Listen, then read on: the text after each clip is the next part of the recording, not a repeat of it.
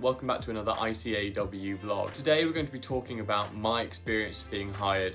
I've been through a couple of different roles and I even changed from one employer to another during training contracts, which meant I've seen both the practice and the industry side of getting a job. Let's talk about finding a job and getting hired. I know it is a daunting process.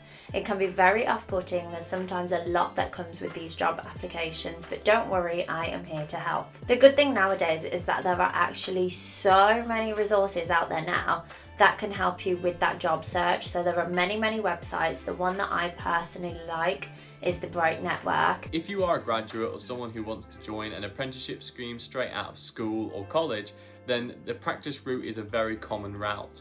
The way to do this is very simple. Most have their own internal websites and their websites will often have career pages.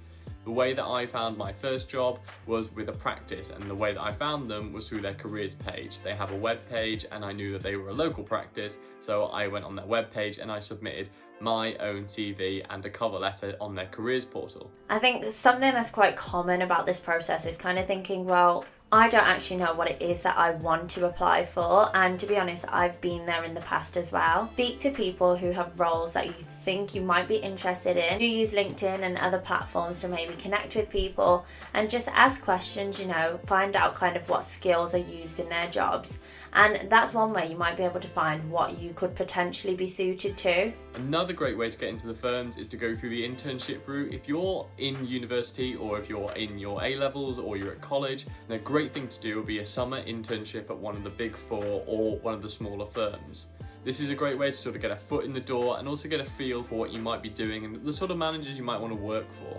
There's of course no real way of knowing whether you'll be good at a job or not, or whether it is something that you enjoy, but to kind of set yourself up for the best possible scenario, I think it really does help to have those conversations. So once you've had those conversations, had a look out there, done your research, figured out what the kind of day-to-day role might be like, it sounds like you're probably ready then to go through the application process now. So the typical process and how it actually went for my graduate scheme in audit was actually where I started with that online application, and it also involved putting in my CV. Once then successful in that first stage, it then went on to those numerical tests. There was then an assessment centre and then a final interview, which involved a presentation as well. Sounds probably like a really long process, but to be honest, if you just take it one step at a time, you should really be okay. Companies have different application stages and different onboarding stages. A common first stage is after your CV's been submitted, you to be given a psychometric test. This is a simple maths and English, or maybe just one or the other, test that they will give you just to make sure that you have a decent enough ability and competence to become a chartered accountant. I wouldn't stress over this too much. People really do stress over it, especially straight out of uni, but really it's going to be just basic stuff and you don't have to get 100%. If you get 100%, that's just amazing. So I wouldn't worry about that at all. The second stage is the interview stage. Some companies will go straight to interview stage because psychometric tests are not always the given and they can be a bit costly and timely for companies. So many companies will just bring you straight into a first interview. This is often with the HR or personnel department before you actually meet the hiring manager, and the HR person is just there to make sure that you have a great command of the English language or whatever language you're going to speak. If you're going to move to France, it may be French, for instance.